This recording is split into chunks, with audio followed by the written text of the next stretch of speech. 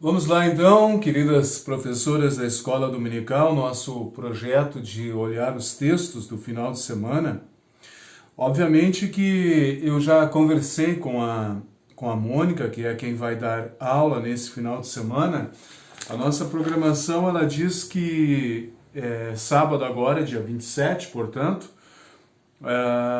o texto é 2 Reis 4, o caso de ressurreição do Antigo Testamento, e vai até a morte de Eliseu. Na verdade, é a vida de Eliseu, de uma maneira resumida, mas cessando ali em 2 Reis capítulo 4. Por quê? Porque no outro final de semana, que é dia 4 de julho, então, vai ser a Natália conduzindo com a história do Naamã. E obviamente que isso tem a ver com Eliseu, né? Então, estes dois finais de semana, eles têm a ver com esse personagem, o personagem Eliseu. Eu vou aproveitar esse vídeo aqui então, para dar uma pincelada geral sobre este nosso amigo, esse personagem importante do Antigo Testamento, chamar a atenção para algumas coisas aqui. Perfeito? Muito bom. Como é que o Eliseu ele se insere dentro da história do povo de Deus do Antigo Testamento?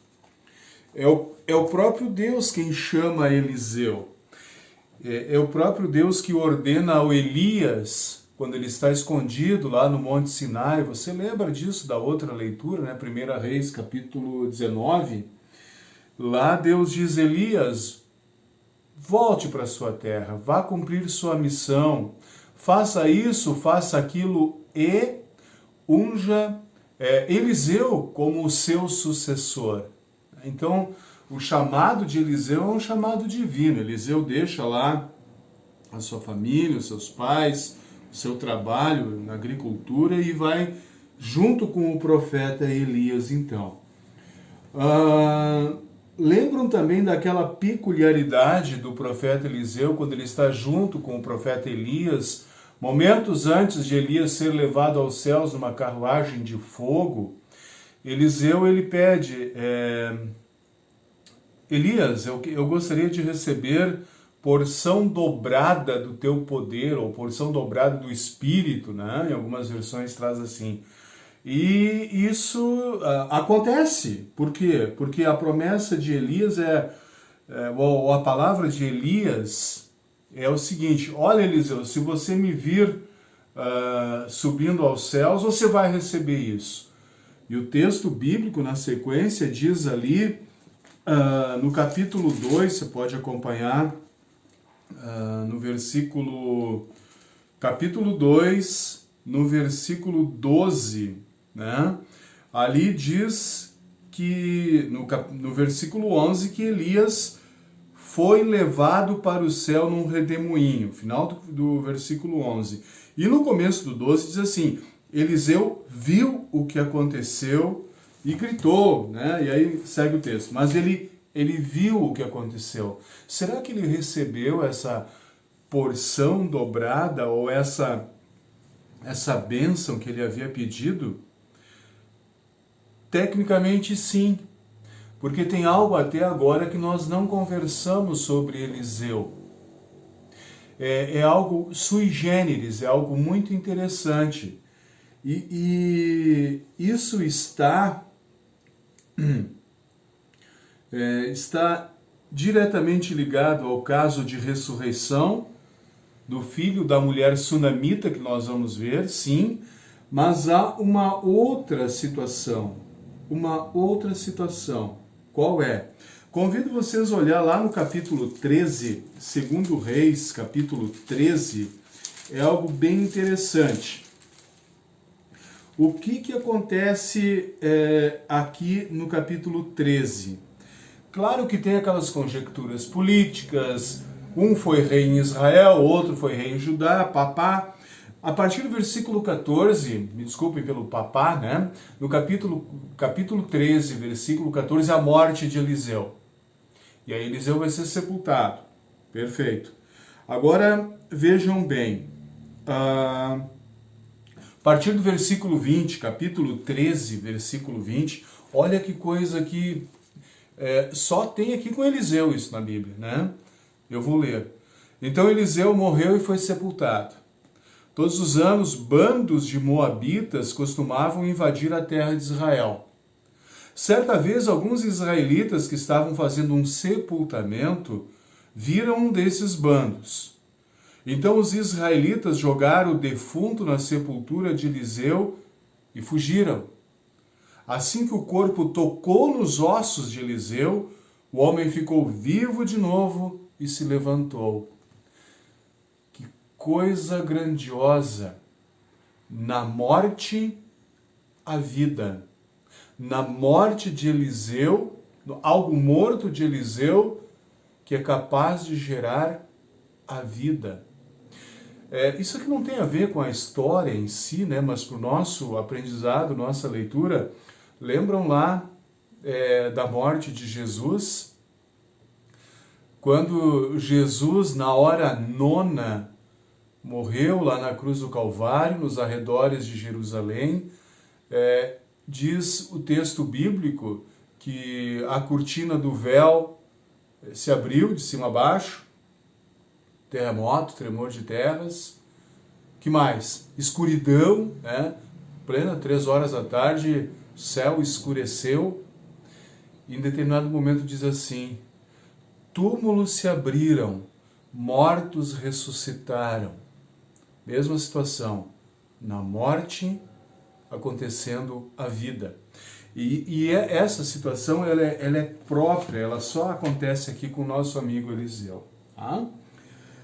E falando sobre ressurreições, né, muito importante a gente sempre lembrar que o Eliseu, eu acho que aqui é o enfoque que a Mônica vai contar na aula de sábado, mas só para a gente traçar um panorama assim, sobre os casos de ressurreição dentro do conteúdo bíblico.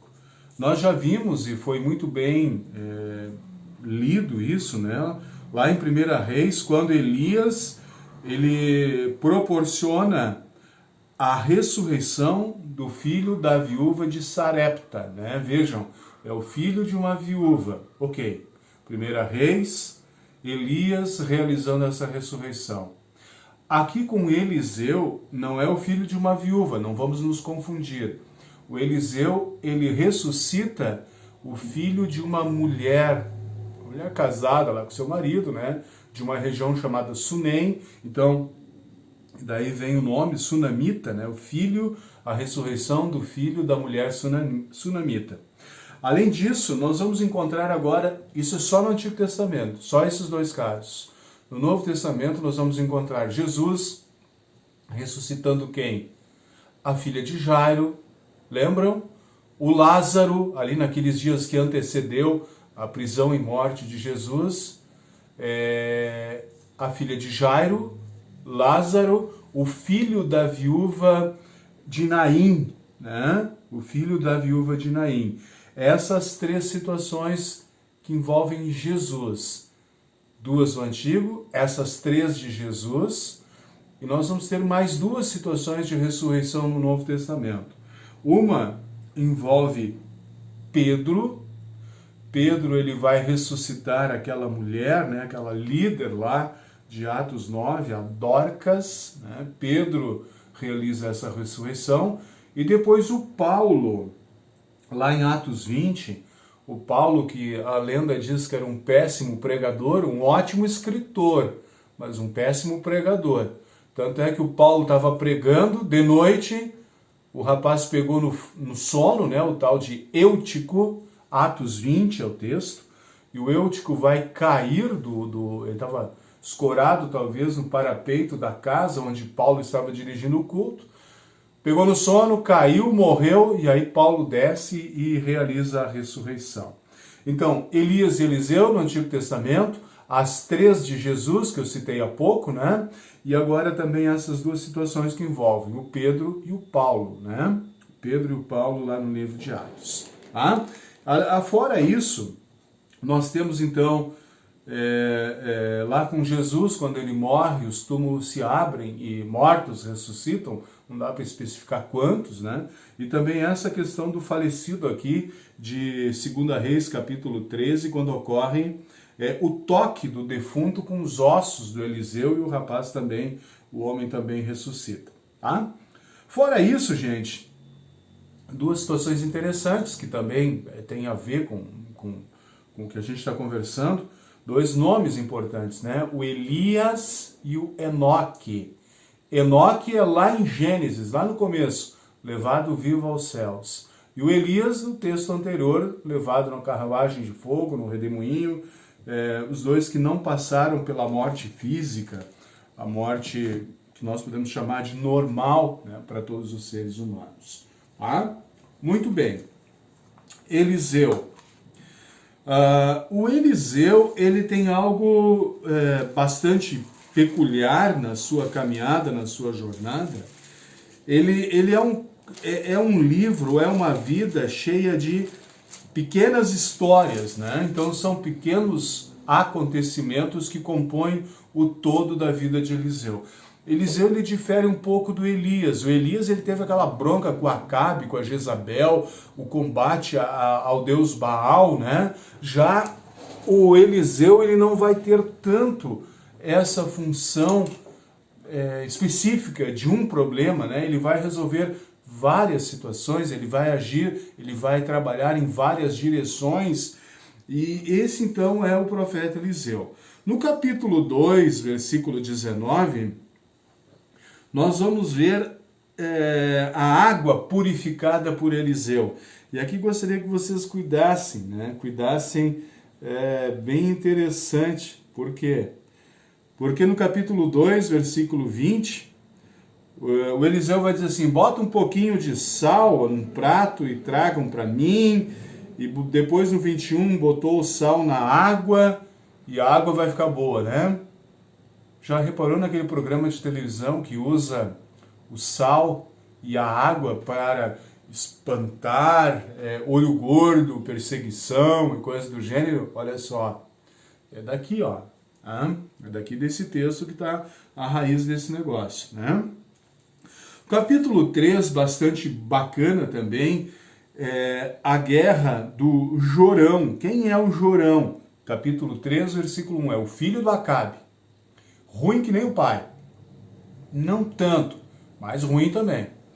O Jorão, ele vai acabar se envolvendo numa batalha contra os Moabitas, né? Bah, pastor, quem é que são os Moabitas? Faz favor, né? A gente tem que lembrar lá da historinha do Abraão. O Abraão tinha um sobrinho, né? Lembra? Como é que era o nome dele? Lá, Lé, Li, Ló ou Lu? Ló. Ló, o sobrinho de Abraão. A mulher do Ló olhou para trás, virou estátua de sal, morreu. E aí o Ló ficou sozinho com as duas filhas. Por vergonha, em razão da influência mundana, o Ló, isso claro, se referindo àquela situação onde é que o Ló vivia com a sua família, a esposa e as filhas, né? O Ló, então, ele vai ter que fugir, ele vai ter que viver meio recluso, escondido, e ele vai se esconder aonde? Nas cavernas. E lá nas cavernas, isolado, ele e a filha, as filhas vão acabar provocando uma situação onde elas vão engravidar do pai, né? E ali o texto diz, está lá em Gênesis, né? Aqui está a raiz, a origem dos Amonitas e dos Moabitas. E tanto os Amonitas quanto os Moabitas, sempre no texto bíblico, eles vão ser um problema para o povo de Israel. Vejam, os Amonitas e os Moabitas, a rigor, eles são o quê? São descendentes de Ló, que é sobrinho de Abraão, né? Tem o mesmo sangue, cara. Mas eles, na sua postura, na sua vida, eles vão ser um povo ruim, um povo que despreza Deus e que guerreia contra o próprio povo de Deus. Então o Jorão, no capítulo 13, ele vai guerrear contra os Moabitas. E talvez vocês vão dizer assim, Moabita, povo ruim e tal. Pastor, onde é que está isso na Bíblia? Confere lá, a minha Bíblia está sublinhada aqui, ó, capítulo 3, versículo 27. Capítulo 3, versículo 27. Olha o que diz. Então pegou o seu filho mais velho, que iria ficar no lugar dele como rei, e ofereceu em sacrifício ao deus de Moabe, nas muralhas da cidade. E aí diz que os israelitas ficaram impressionados com tudo aquilo, apavorados, saíram daí e voltaram para o seu país, né? Quem é que fez isso? Versículo 26 responde: o rei de Moabe. Então, estes eram os moabitas, não apenas idólatras, não apenas depravados no aspecto sexual, possivelmente uma influência lá da sua origem, né? Lá com as duas cidades, Sodoma e Gomorra, que é onde o Ló viveu, de onde as filhas do Ló devem ter aprendido aquilo que elas praticaram depois com o pai, né? Influência do mundo, a influência de Sodoma e Gomorra, onde viveu o Ló e a sua família. Lembra que é Deus que diz assim: ô Ló, sai daí, cara, sai daí porque esse negócio vai pegar fogo, vou destruir. O Ló sai, a mulher do Ló olha para trás, e aí fica o Ló com as duas filhas, que vão ter essa situação toda lá nas cavernas. Muito bem. Então, os moabitas, de fato, eram um povo muito, não apenas contrário ao povo de Israel, mas também com essas práticas. Práticas imorais? Sim. E práticas absurdamente idólatras, como o sacrifício de crianças. E essa é uma característica muito interessante nesses povos do Antigo Testamento. Muitos desses povos efetuavam sacrifício de crianças, sacrifício de filhos. E você que é pai, você que está acompanhando aí de alguma maneira essa lição, imagina sacrificar o seu próprio filho. É algo que não cabe, né? Que não tem nem comentário. Muito bem. Então, nessa luta contra os moabitas, né? No capítulo 3, então o Eliseu ele vai entrar em cena, né? Ele vai entrar em cena porque o Jorão, que é o filho do Acabe, ele vai pedir opinião. Escuta, será que a gente não tem aqui um profeta de Deus para nos consultar a Deus e dizer o que vai acontecer, né? E o Eliseu, ele responde no versículo 13, capítulo 3, versículo 13, né? O Eliseu diz assim: mas o que eu tenho que ver com isso, cara, né? Vá lá falar com os profetas que o seu pai e a sua mãe consultavam, os profetas de Baal. Esse é o Eliseu, né? Ele não alivia em relação à questão do Jorão, o rei de Israel, né? O Josafá é o rei de Judá, do sul, e o Jorão, filho do Acabe, é o rei de Israel, o reino do norte. Muito bem. O capítulo 4, que me parece ser a ênfase que a Mônica vai utilizar, então, em primeiro lugar, aquele do versículo 1 ao 7, a multiplicação do azeite, ou seja, a continuidade da vida daquela mulher, né? Uma viúva pobre, e aí na sequência, aí vejam bem, aí não é viúva pobre, não conta errado a história, por favor. O que segue a partir do versículo 8 é uma mulher com esposo, eles têm dificuldades de ter filhos, né? E lá pelas tantas, o Eliseu, no versículo 15, ele vai dizer assim: olha, no ano que vem, mais ou menos nessa época, quando eu voltar aqui, você vai estar com um bebezinho no colo. Você tem uma criança no colo, né? E a mulher não podia ter filhos, o marido dela era velho, diz o versículo 14, no seu final, e isso de fato vai acontecer. Versículo 17, mas como Eliseu tinha dito, no ano seguinte, no tempo marcado, ela deu à luz um filho.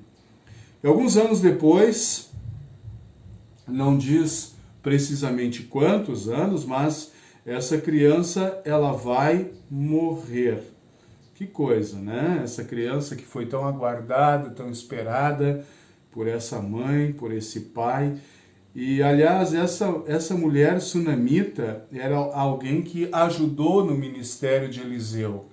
alguém que providenciou lá na parte de cima da casa um quarto onde o Eliseu podia ficar, dormir, descansar, enfim. Era alguém muito dedicada, né? Era uma família dedicada a Deus, especialmente essa mulher sunamita. Então, por isso que quando o menino morre, mas pastor, ele morreu mesmo? Bom, se nós confiamos, acreditamos que a Bíblia é a palavra de Deus, sim, ele morreu. Olha o versículo 20, a linha final, né? Ela ficou com ele no colo até o meio-dia e então ele morreu. A criança morreu. O que eles fazem? Eles vão buscar quem? Ah, aquele profeta famoso, o sucessor do Elias. Imaginem vocês aquela subida de Elias aos céus numa carruagem de fogo, num redemoinho, como seja, aquilo deve ter tido um comentário muito grande. E os milagres que se seguiram, né? A multiplicação do azeite, que nós vimos ali há pouco, também toda aquela situação que envolveu a purificação da água, e ainda também o envolvimento lá com o próprio Jorão, né? Contra os moabitas, né? Então, o Eliseu era alguém, de certa forma, famoso, reconhecido e principalmente conduzido por Deus. É este Eliseu que vai ser buscado por esta mulher sunamita. E a palavra de Deus ela é muito específica. O Eliseu, com o amparo e a permissão divina, então, ele vai efetuar a ressurreição dessa criança. Imaginem toda a felicidade daquela família que tinha esperado por essa criança, não podiam ter filhos, ele nasceu, viveu alguns anos e morreu, e agora, profeta de Deus, Eliseu, ele opera a ressurreição dessa criança, né? Que coisa fantástica. Aí nós já chegamos no capítulo 5, né? Tem antes ali a questão do cozido, envenenado, que o Eliseu vai solucionar o problema, ninguém vai morrer. Depois a multiplicação dos pães lá para alimentar aquela quantidade de 100 homens, né? Tudo isso agregando a vida ao currículo do Eliseu. Vejam, não é um ponto específico, não é o Deus Baal, não é o rei Jorão, são várias coisas que Eliseu trabalha no seu ministério. E aí o capítulo 5, que na verdade é o que a Natália tem para desenvolver no dia 4 de julho, né? Que é a história do Naamã. O Naamã, eu vou aproveitar esse momento aqui, eu estou com 22 minutos, mas também para dar algumas pinceladas e já ir ajudando então a Natália na semana que vem. Quem é o Naamã? Ele é o exército da Síria. Não confunda Síria com Assíria. Não confunda alho com bugalho. São diferentes. A Síria ele não é um país com muita projeção. Síria, capital é Damasco. Damasco, mais no norte de Israel, vizinho com Israel na parte de cima, né? O que aconteceu de importante em Damasco? Lembra? Nos portões da cidade de Damasco ocorreu isso, na próxima aula você me diz, perfeito. Damasco hoje é uma cidade que ela é dividida pela guerra, né? Uma guerra civil na Síria, tem aquele ditador, o Bashar al-Assad. Se você ouve disso, lê isso, jornal, revista, internet, televisão, sei lá, você vai se tocar. É esse cara, Bashar al-Assad. Ele é o ditador sírio, que inclusive, segundo mencionam aí, ele causou a morte de uma grande quantidade de pessoas. É um cara, um assassino, né? É um tirano. Muito bem. Essa é a Síria, né? A Síria é bem mais amplo, né? A Síria não é especificamente um lugar, mas é todo um conceito. É da Assíria e não da Síria. A Síria, que vai vir a invasão, que vai tomar o quê? Israel, o Reino do Norte. Posteriormente, a Assíria ela vai entrar em decadência e vai surgir uma nova força militar, política, que é Babilônia.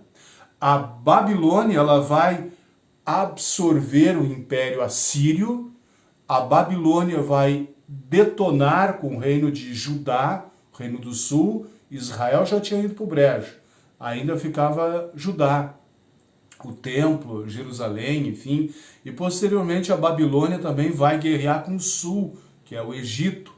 Então, a Babilônia, o Império Babilônico, quando a gente quer se referir a algo muito grande, a gente diz, isso é babilônico, né? O tamanho do Império da Babilônia, perfeito? Só para a gente se localizar nesses termos. O Naamã, ele é comandante do exército da Síria. E a Síria vai ter vários embates, várias lutas contra Israel, contra o povo de Israel, mas especificamente Israel, o Reino do Norte. E numa dessas, uma criança, uma menina, vai ser levada como prisioneira, né? E vai acabar se tornando escrava de quem? Da mulher do Naamã. E o Naamã, o que ele tem? Qual é o problema dele? Capítulo 5, versículo 1, na parte final, vai dizer, tem uma terrível doença de pele.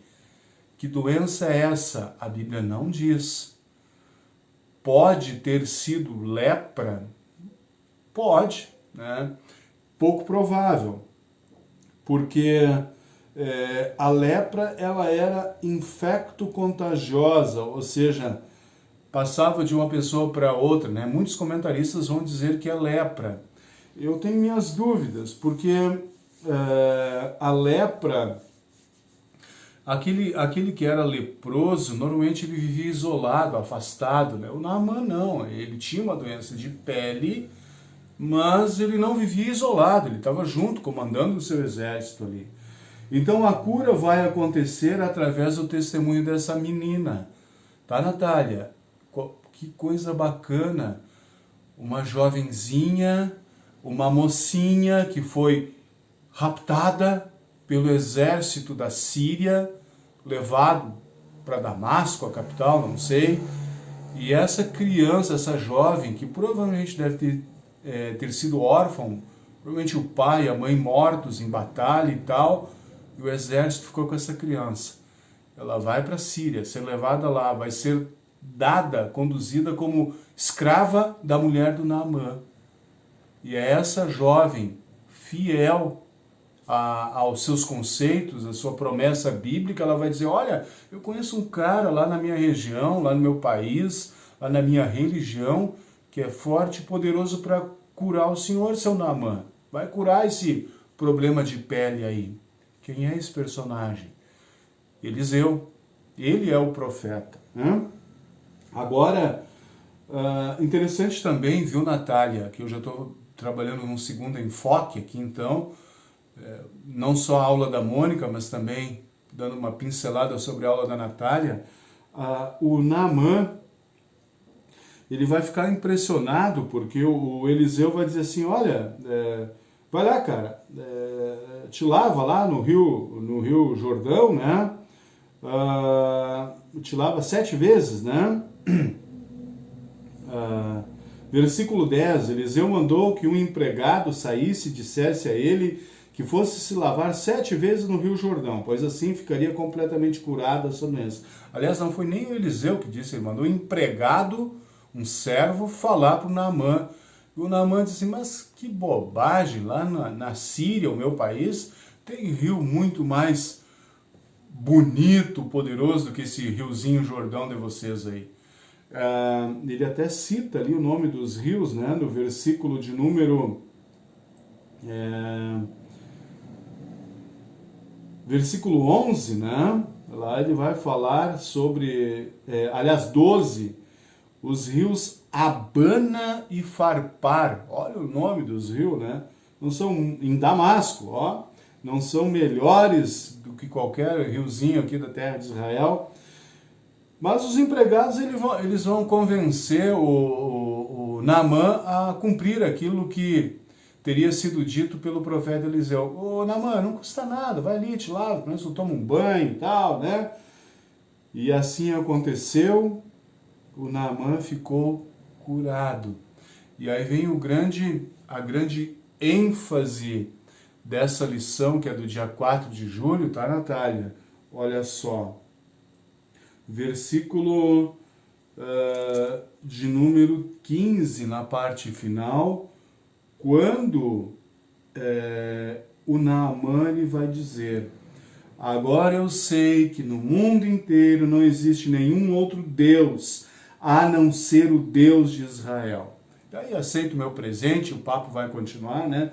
Mas essa confissão de fé do Naamã, ela vale a leitura, ela vale a aula, ela vale o testemunho. Agora eu sei que não existe em todo mundo nenhum outro Deus poderoso, vivo, como o Deus pregado por Israel. É o mesmo Deus que nós hoje pregamos, tá, Natália? E demais professoras da escola dominical.